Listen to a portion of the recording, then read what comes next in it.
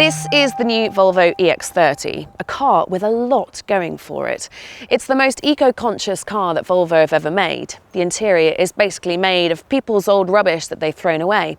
It has a large soundbar, not dissimilar to the one underneath your TV, and it is the cheapest new Volvo on the market today. And there was something else.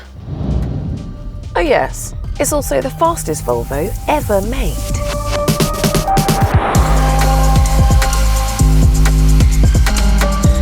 This little family car will do 0 to 62 in 3.8 seconds. That's faster than a Ferrari 360. And the hilarious quickness is just one of the many things to talk about. But let's start with the basics.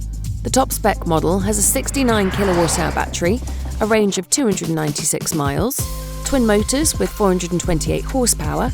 It charges at up to 153 kilowatts for 0 to 80% in under half an hour, and yet it's also pretty good value for money.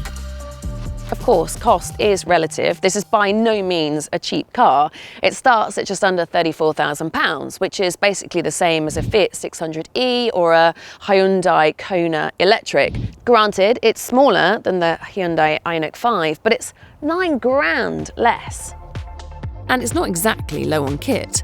The basic version, called Plus, comes with heated front seats, a heated steering wheel, a large 12-inch central display that's powered by Google but has wireless Apple CarPlay and wireless phone charging, the big soundbar, that's standard too, part of a 1040-watt Harman Kardon surround sound system designed to, quote, pulsate enormous amounts of air. I've tried it, and it sounds fantastic. And the top-spec twin-motor performance ultra car that I'm driving today comes in at just over 40k. For an EV from a fancy company like Volvo, that's pretty good. Does it feel cheap? I mean, there's more recycled material in here than there is on a Status Quo album. It's pretty much all made from recycled bottles, window frames, or old tracksuits. The seats are made from almost entirely recycled polyester, and it looks gorgeous, and it feels pretty decent. I mean, you can probably thank Tesla in the design because it feels very minimalist. But I would go so far to say that it's even a notch up from Tesla, both in quality and in thoughtfulness. Volvo has themed the interior around centralisation, meaning they put most of the functions through the centre of the car. There's a storage area for 2 phones, albeit only one of them will charge. Maybe Tesla has an advantage there, actually. But what the Tesla doesn't have is a central glove box, which makes it easy for the driver to get to. Plus, the central soundbar means there's no need for speakers in the doors, which frees up a bit more space. There's a cubby with USB-C ports behind these little doors, and above that, Volvo has put a slide-out drawer with adaptable cup holders. Very clever. Even the window controls are located in the centre, although they take a little getting used to. For context, the EX30 is about the same size as a Nissan Juke, and they've done a really good job of making the most of the space in here. I'm 5'8", front seat is set up for me, and there's plenty of legroom. There's also plenty of headroom, and I love this optional panoramic glass roof. Good sized door bins, 2 USB ports, door pockets, ISOFIX points, but no cup holders and no armrest, which is a little frustrating. However, there is a removable storage cubby with a token moose on the side. All in all, this is definitely a very good family car, but we do need to check the boot.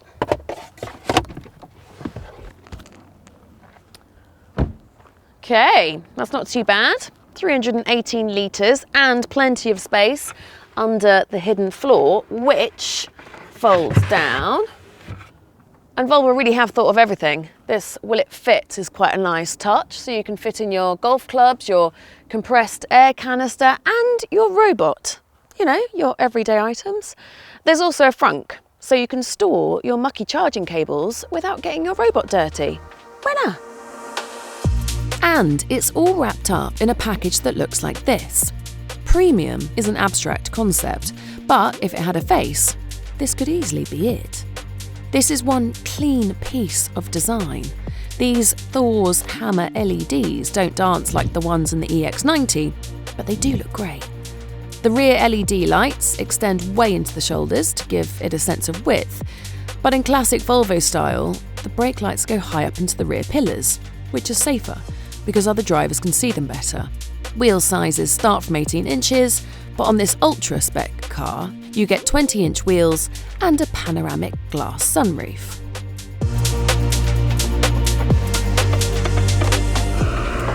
So, does it drive as good as it looks? Yeah, on the whole, I'd say it feels pretty relaxed and calm. Big wheels usually make it feel quite fiddly underneath, but actually, even in this top spec EX30 with 20-inch wheels, it feels pretty composed. Steering is super light and very responsive. The seats are nice and comfy with lots of configuration options, really good visibility all round, and it's pretty quiet. All in all, it feels like quite a luxurious car. The best thing about the EX30 though is that even though it's small and relaxed, it is bonkers fast. So this is the twin-motored all-wheel drive, which has 428 horsepower, does 0 to 62 in 3.6 seconds. That is exactly the same as Lamborghini Urus. Didn't expect that, did you? And I mean, of course, does Volvo need to have a family car that's that quick? No, but I love it. And you don't have to use all that power if you don't want to, or you could even opt for the cheaper single motor version, which does 0 to 62 in 6 seconds. There aren't just two sizes of battery in the EX30, like with most EVs, they're actually two completely different types of battery. A basic single motor car gets a lithium iron phosphate battery that's cheaper to manufacture. It's enough for a 214-mile claimed range, which should be enough for most. Twin motor performance versions get a nickel cobalt manganese battery with a bigger capacity and slightly better efficiency, meaning a theoretical range of nearly 300 miles. Think of the small battery as an MDF shelving unit versus a solid wood one. Billy bookcase versus oak furniture land, if you like. One thing that I think will take a little time to get used to is that in order to keep the cabin minimalistic, Volvo have opted to put everything onto this central display. So you have a rather large speedometer at the top, maps in the centre, and then various tabs on that third section. But all of your other settings, like your heating controls, are right on this bottom tab, and they're all quite small. So in order to actually use them, you have to take your eyes off the road. Now, given that Volvo is so safety focused, it seems bonkers to me that that would even be a thing.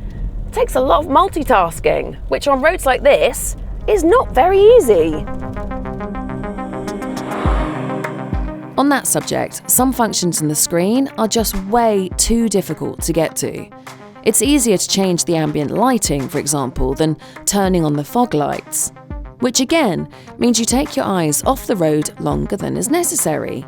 That might not be so bad if there wasn't a camera in the car watching you at all times and chastising you for taking your eyes off the road. It can get very annoying. They've also fitted it with lane keeping assist and adaptive cruise control, designed to help drive the car with minimal input from the driver. But even this was quite flawed.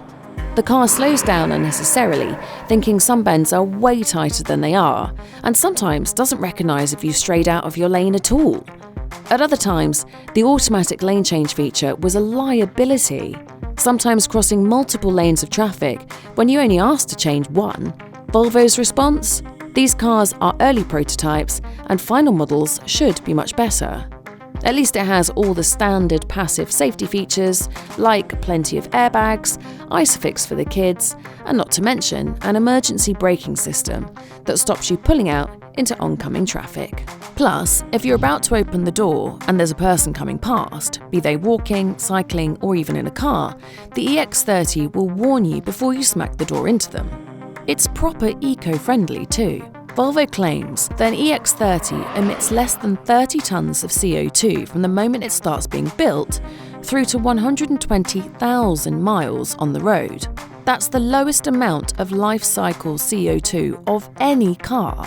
They've done that by using recycled metal in the body, using 100% renewable electricity in the factory, and, again, having lots of reused plastic in the cabin. Obviously, we have to take this with a pinch of salt.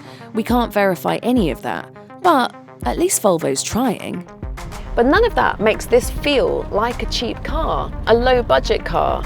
If anything, quite the opposite. It's very refined from low speed to high speed. It's high quality from top to bottom and high tech inside and out. Obviously, there are bigger, plusher Volvos, but for me, the cheapest Volvo might just be the best. I love it, mostly.